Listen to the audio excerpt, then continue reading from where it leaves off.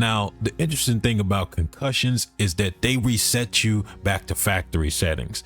So what is Frank's instinct when he's trying to escape? Well, he exits left, which obviously doesn't produce the best results.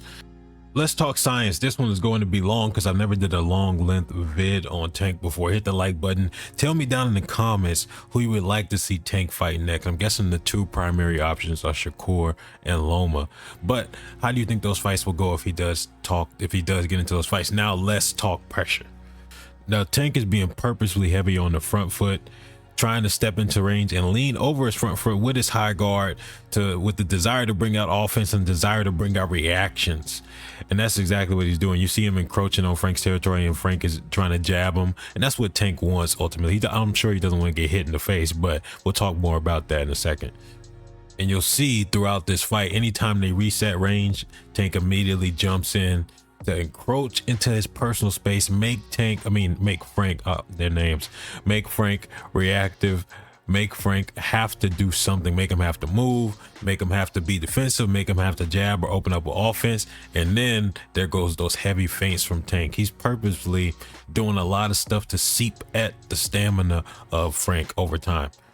But round one starts off Frank trying to establish a good jab, working defensively behind a mix of somewhat high guard and somewhat of a shell. And Tank is putting on subtle pressure and feinting, getting some reactions out of Frank and score. And as the fight progresses, Tank starts to get a little bit more aggressive with his feet in those first couple rounds because he's trying to read for counters. He's trying to find counters to the jab. So he's trying to bring out reactions from Frank. And now it's actually a good thing. I know people were like Martin was backing up too much. He was backing up against the ropes too much, but it's a good thing that he was backing up and not coming forward, because Martin likes to jump in with a lot of his shots. And if you do that against Tank, it's something that's going to happen to you eventually. And then one of the later rounds, Tank actually lands a nice uppercut. I'm going to keep mixing their names up, so just get used to it. Now Frank is in the corner.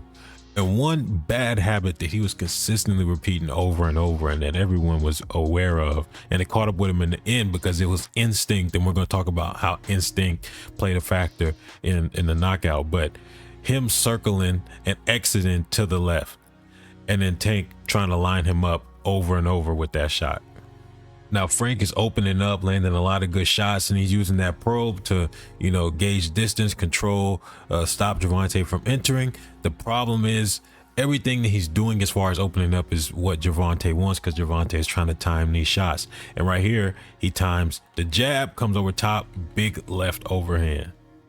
Once we get past the introductory stage of this fight and Frank has felt Tank's power, you see him get a lot more reactive to what Tank is doing, because there's a heavy threat behind every action that Tank takes. So even a jab to the body, a jab entry, whatever, you see Frank launch himself back against the ropes. He's highly reactive. He's jumpy.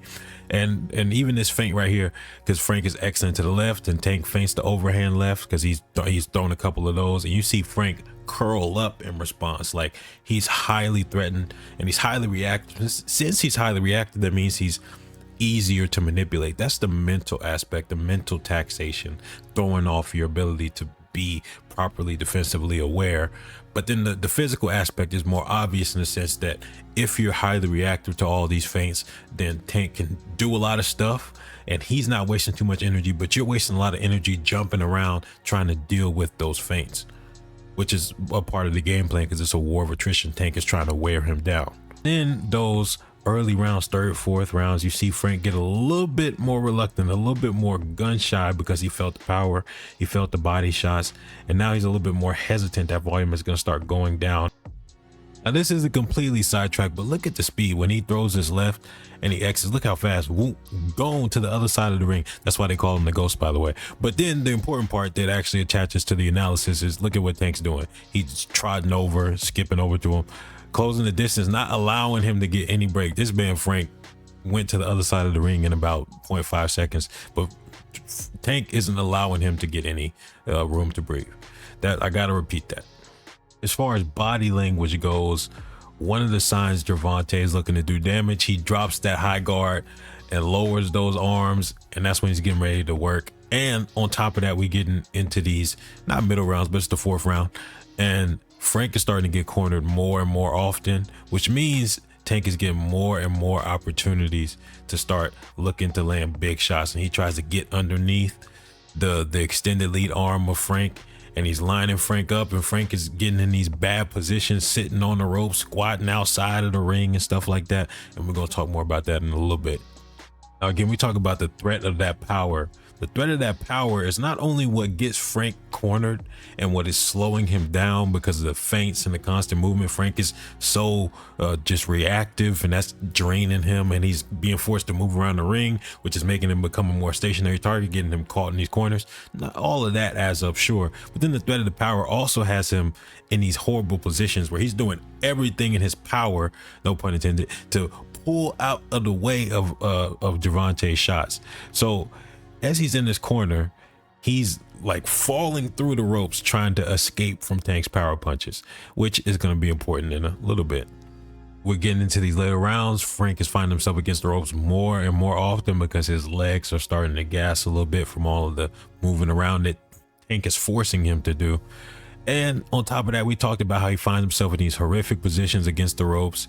He's ducking down, leaning forward, and what do you see Tank looking for? He's looking for uppercuts.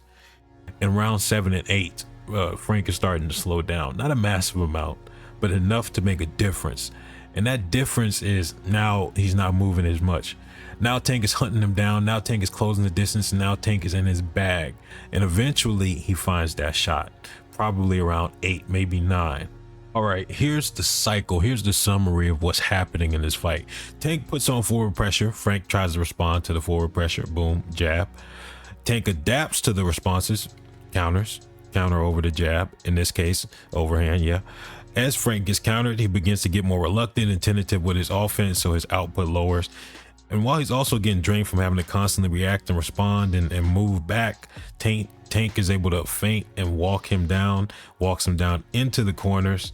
And so Frank is starting to slow down and become more reluctant, both mentally and physically. He finds himself cornered and against the ropes more and more often. As he finds himself cornered and against the ropes more and more often, Tank finds more offensive opportunities, and he starts to build on those opportunities. And then, of course, Frank he wants to exit left. He just wants to get lined up. We are approaching the end, but bear with me. Now things are actually starting to get interesting. Tank approaches Frank, and he enters his personal space, his in, and gets him highly reactive. You can tell Frank is kind of relaxed, but then once Tank gets a little bit too close, that guard goes up and the eyes get wary, and then you see him start to get extra reactive, leaning back against the ropes like how he's been doing. And then notice just the subtle feints from Tank get big reactions out of Frank, like how they've been doing, getting him to move, getting him to duck, getting him to fall all over himself, getting him to shift his guard. And if Tank tries to look for an uppercut again, I wonder why he keeps leaning forward. Left overhand gets, so the right hand sets up the left. The right hand manipulates the guard. It brings the guard more around the center, around to the center, which means the left can go around the side. Now, the easiest prey for a hunter is the prey that doesn't move. And that's what Frank is becoming. Frank is slowing down. Frank is getting put in the corner. And so Tank is getting more and more opportunities to find openings, discover openings, create openings. Slap around the guard, a throwaway hook opens up the middle. Very familiar. Doomsday is approaching. And someone might ask, even though we partially addressed this in the beginning, well, why isn't Frank initiating? Why isn't he coming forward more? And this is why. Initiation, boom, counter. So like we said in the beginning, Tank is one of the best back foot counter punchers in the sport, maybe only behind Crawford. But yeah, Tank is that dude. And if Frank wanted to be more aggressive in this fight wouldn't have made it to the 8th round. Okay, let's look at that finishing sequence. Tank is trying to get Frank out of there. Frank is stuck in the corner. He's in that horrible position where he's like sitting on the ropes, so he's stuck. That's why we kept acknowledging that over and over. It's because it matches perfectly with this finishing sequence, because there's nothing he can do. He's stuck in this situation. Tank keeps trying to spam that frame with the lead hand to line up a chop and overhand with the backhand, but it's not there because Frank keeps ducking underneath. He keeps ducking, leaning forward. And so Frank tries to hook around the guard, and then he resets. He says, you know what? That's what I'm going to do. Remember earlier, the setup that he used to land a cross down the middle, a shot through the middle of the guard, was he slapped with the lead hook. It's not a legitimate lead hook. It's a guard manipulating lead hook. It opens up the guard, and he ducks. Frank has been ducking in response to a lot of the offense. and he gets lined up with the uppercut. And so Frank is out on his feet. Now, the interesting thing about concussions is that they reset you back to factory settings. So what is Frank's instinct when he's trying to escape? Well, he exits left, which obviously doesn't produce the best results. He was already out on his feet from the uppercut, but the left made him exit stage left, and that's all that there was to it. So I will see y'all next time, Fight Scientists. Hit that like button, subscribe, get down in the comment section. I think I'll do the Benavidez breakdown next. Be on the lookout for that in the afternoon Sunday. All right, I'll see y'all.